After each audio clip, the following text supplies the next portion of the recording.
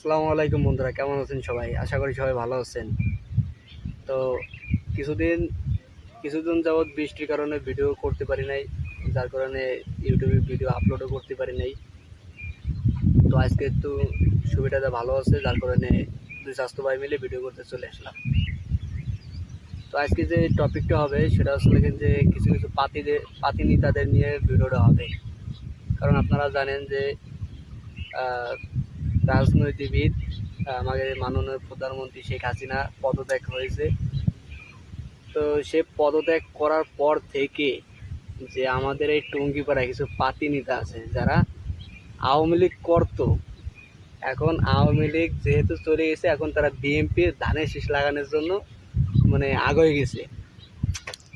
তো আমি তাদের উদ্দেশ্যে কিছু কথা বলতে চাই যে বৃষ্টি নামলে যেমন খানাকুয়ো থেকে কিছু কই মাছ মানে চলে আসতো, যেমন কই মাছ হুট করে জাগতো।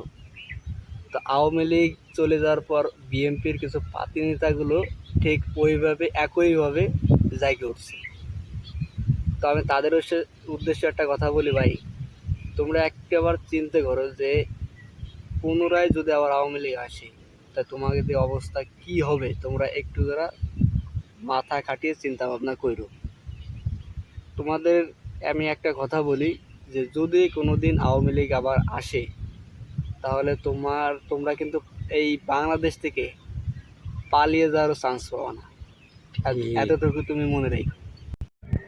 তবে কিছু কিছু মানুষ বলে যে আওয়ামী লীগ চলে যাওয়াতে নাকি তাদের ভালো হয়েছে, গণতান্ত্রিক যে বিষয়টা ভালোভাবে চলাফেরা করতেছে, আবার নাকি যে চুরি ডাকাতি ছিনতাইকারী সব নাকি বিলুপ্ত হয়ে গেছে।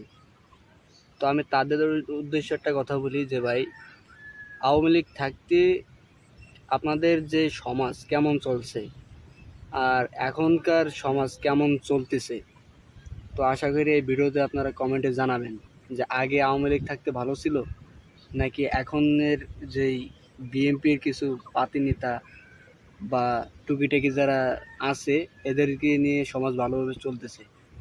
এটা আপনারা কমেন্টে জানিয়ে যাবেন।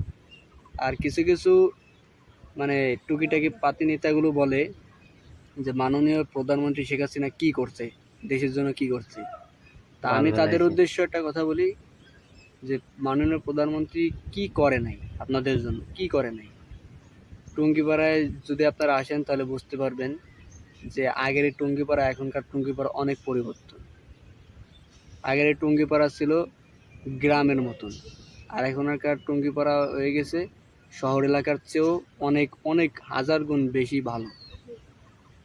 আর আপনারা যদি গোপালগঞ্জ আসেন তাহলে দেখতে পারবেন যে আমাদের এই সৌন্দর্যটা কতটা সুন্দর হতে পারে গোপালগঞ্জ এবং টুঙ্গিপাড়া। আর আপনারা যে আমাদের যে নতুন এই 4 লাইন রাস্তা হয়েছে, তো এখানকে আসলে মানে নিজেকে মনে হয় যে আমি যে কোন রাষ্ট্রে আইছি, যে এটাই মনে হয়।